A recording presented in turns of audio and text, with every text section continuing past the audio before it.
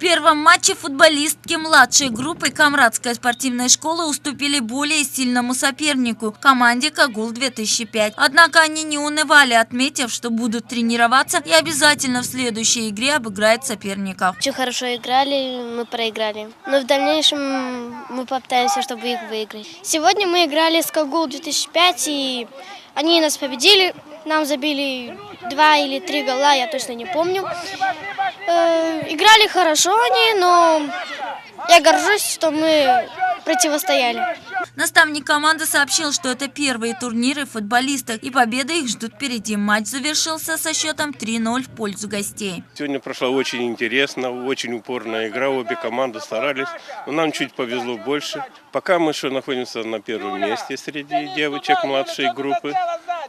Второй матч между юными футболистками был оживленным. На поле чувствовался накал и упорство. Девушки Камрадской школы блестяще дважды отправили мяч в ворота гостей. Тем самым обеспечили себе первую победу по итогам 3 туров. Детские и юношеские команды, возраст андер-16 и андер-14.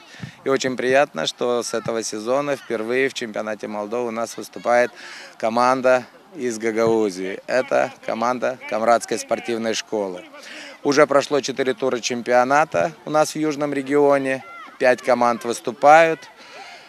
Первый сезон всегда трудный. Девочки еще волнуются. Девочки очень переживают перед каждой игрой.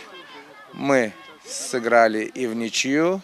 Мы проигрывали, потому что команды достаточно сильные, кагульские команды.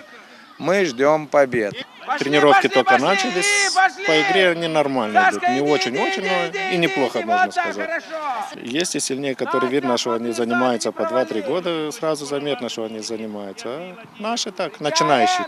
Футболистки отметили, что перед игрой было волнение, но выйдя на поле, они перебороли его, уверенно навели мяч и победили.